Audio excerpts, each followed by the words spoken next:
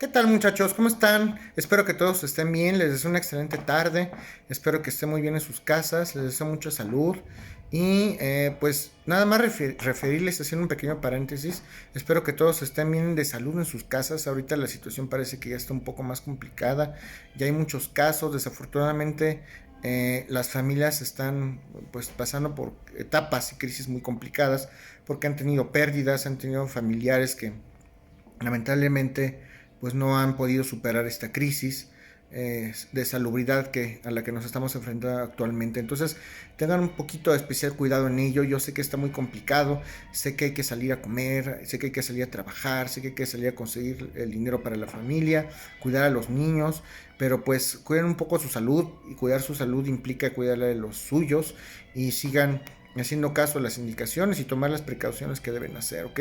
Y no por ello también les pido pues que suspendan sus estudios. Sé que es una faceta y una época muy complicada, pero pues traten de recargarse un poco en pues en esta actividad que ustedes tienen, que son propiamente sus clases, su formación académica, universitaria. Y pues ya estamos en la recta final, ánimo, ya falta muy poco. Hoy pues les doy la bienvenida a la penúltima clase de nuestras sesiones de epistemología y construcción de la verdad jurídica y criminológica. Como ya saben, epistemología íntimamente relacionada con la criminalística. Es importante que lo aterricen y pues después de esto ya les daré instrucciones cómo es que vamos a proceder. Recuerdo lo que establecieron las autoridades académicas en la universidad. Después de este periodo de clases que termina el día de mañana, vamos a iniciar un periodo de reforzamiento académico. Se los haré saber, les haré saber cómo es que vamos a operar. Seguramente la semana que entra, ya en vez de dar clases, voy a señalarles por nombre, les voy a dar nombres para que les pueda hacer tres por día, porque les digo que tengo 4 grupos, entonces quiero atenderlos perfectamente bien para satisfacer sus necesidades, hacer una videollamada y saber, y los que no tengan acceso a internet, pues a lo mejor una llamada telefónica. Me interesa saber sus necesidades, su evolución, qué piensan, qué inquietudes tienen, si le han entendido, si no le han entendido. Como no lo hacen, yo lo haré, para eso estoy. Finalmente me interesa acercarme a ustedes y ver qué es lo que se les ha dificultado. Y pues les sugiero que vayan haciendo en una hojita papel, que me vayan anotando cuáles son sus dudas, cuáles son sus inquietudes, qué no temas, etcétera. Entonces lo vamos a ver desde ese punto de vista, ¿ok? Ya les daré instrucciones, muchachos, y vamos entonces a dar inicio a nuestra penúltima sesión de epistemología y construcción de la verdad jurídica y criminológica. Y estamos hablando de historia. Recuerden que estamos hablando de historia de la criminalística. Es importante continuar con esos antecedentes. Recuerden que entender a la criminalística desde el punto de vista histórico nos abre la brecha para que los problemas, para que los problemas y para que los hechos que nosotros tendremos que investigar a la luz de la criminalística contemporánea, pues puedan ser entendibles y podamos tener la certeza de que estamos tomando la mejor decisión en cuanto a técnicas empleadas, en cuanto a métodos, ¿ok?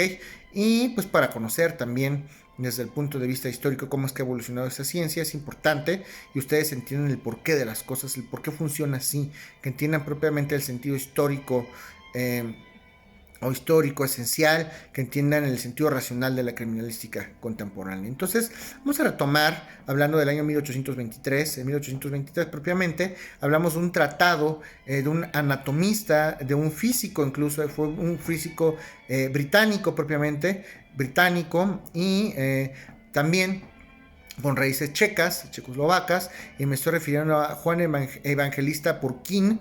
Juan Evangelista Purkine, se escribe Juan Evangelista Purkine. Este señor seguimos hablando de la dactiloscopía. Este señor va a describir propiamente ya los tipos de huella dactilares de nuestros dedos, y las va a dividir en 9 grupos. Ya empezamos a hacer una división en 9 grupos. Qué tipo de huellas, y vamos a asociarlos, vamos a empezar a asociar las huellas hacia un grupo y vamos a empezar a estudiarlas desde ese punto de vista. En este mismo año, por ahí, este señor Hurke descubre cuáles son propiamente los relieves. Hay una serie de relieves triangulares que tenemos en los dedos al momento de que nos toman las huellas. Son una serie de relieves dactilares y esto se les llama deltas.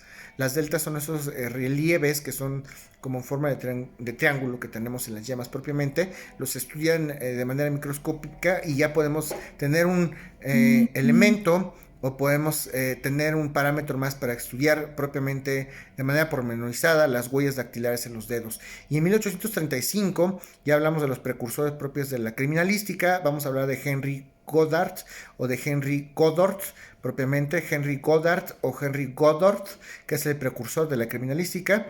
Ya por ahí del año 1840 vamos a referir al español, a un español, me estoy refiriendo a Mateo Orfila.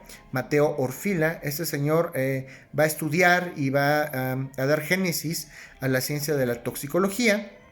Hablando de toxicología, vamos a referir a una ciencia que estudia propiamente los efectos de las toxinas o de los venenos propiamente en el cuerpo, y los venenos pudieran llegar a ser vegetales, pudieran llegar a ser animales, pudieran llegar a ser minerales, y se estudia tanto el tratamiento como la manera en que nos intoxicamos por parte de estos venenos que pudieran ser naturales, vegetales, estas toxinas, y cómo es que se deben de tratar. Esas aportaciones de la toxicología nos van a servir propiamente, es muy importante, porque nos van esta ciencia propiamente se va a aportar ya naturalmente a crímenes propios como el del homicidio. Ya vamos a hablar de ciencias aplicadas propiamente a reconstrucción de homicidios, se hablaba en ese entonces de reconstrucción, y de los suicidios. Ya es propiamente, a ver, voy a estudiar un homicidio, voy a estudiar un suicidio, desde qué punto de vista lo puedo aterrizar, desde qué punto de vista puedo utilizar esta toxicología. Es importante la aportación de estos señores. Ven ustedes cómo las ciencias forenses nos ayudan necesariamente a descubrir o estudiar propiamente esta ciencia de la criminalística. Y hablamos por ahí de otro autor, me refiero a William Herschel. William Herschel en el año de 1858 también va a adoptar, otra vez regresamos a la dactiloscopía, va a adoptar el uso de las impresiones, es importante las impresiones dactilares para evitar suplantación o como medida de seguridad en algunos documentos, en algunas empresas. A ver, vas a tener acceso personalizado solo con tu huella digital, la vamos a poder identificar. Y después hablamos de Francia otra vez, me refiero a Alfonso Bertillon. Alfonso Bertillon creó propiamente en París, creó el Servicio de Identificación Judicial en 1882. Alfonso Bertillon creó propiamente el Servicio de Identificación Judicial en 1882 y se dio a conocer propiamente este servicio hasta el año de 1885 y se adopta de manera oficial propiamente en 1888. Es importante, este es un método antropométrico. Recuerden ustedes que cuando hablamos de métodos antropométricos vamos a establecer medidas o parámetros inherentes a partes o a segmentos propiamente de un humano, y voy a medir las huellas, cuánto miden, voy a medir las líneas de la mano, voy a medir brazos, voy a medir huesos, todo lo que sea métrico es medida. Anthropos, hombre, viene obviamente del griego, anthropos, hombre, y metron, que significa medida, y se va a basar propiamente este estudio este estudio antropométrico, nos vamos a basar en el registro de diferentes características óseas de los huesos propiamente métricas. Se van a medir los huesos, y cromáticas también, características por colores propiamente de las personas mayores, los colores y las medidas de los huesos de las personas mayores a 21 años.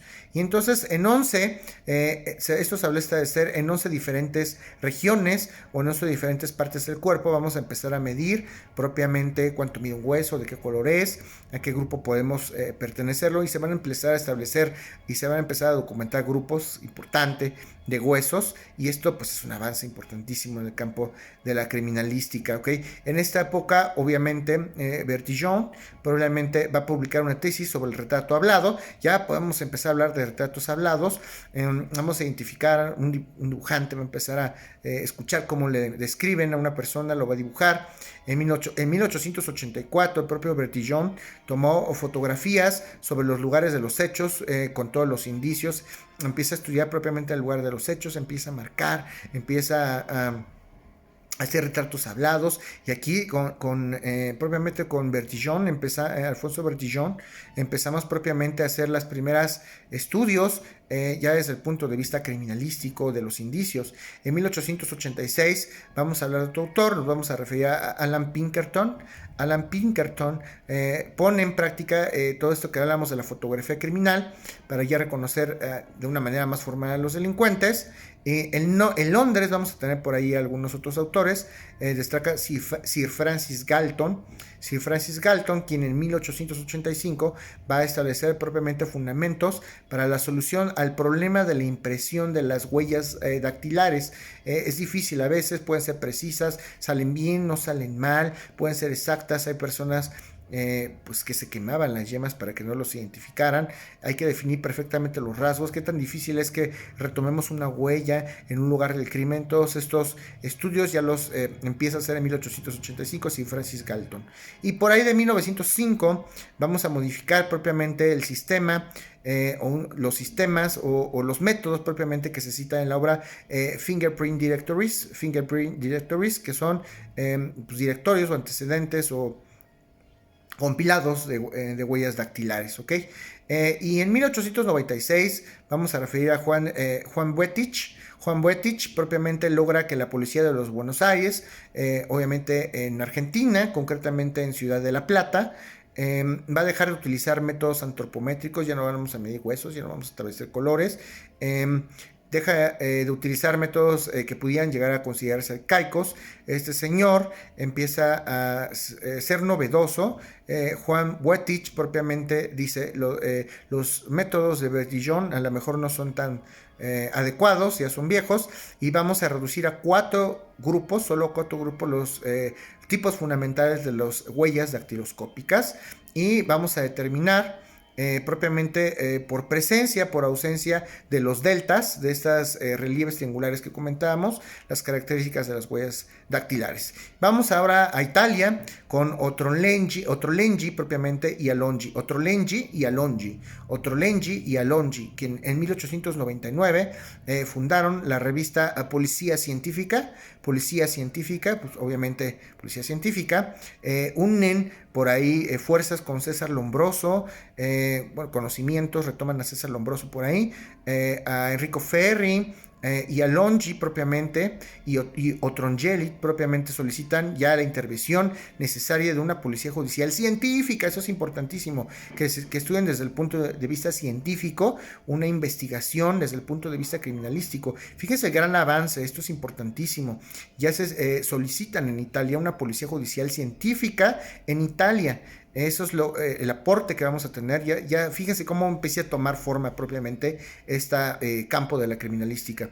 Porque si vamos a investigar, si la policía de investigación va a estudiar un suceso, un hecho, se tiene que hacer desde el punto de vista científico. Qué gran aporte de los italianos, qué gran aporte de Ottolenghi y Alongi. ¿Okay? Bueno, hasta ahí la clase de hoy, muchachos. Dejamos nuestra penúltima clase. El día de mañana tendremos nuestra última clase finalmente.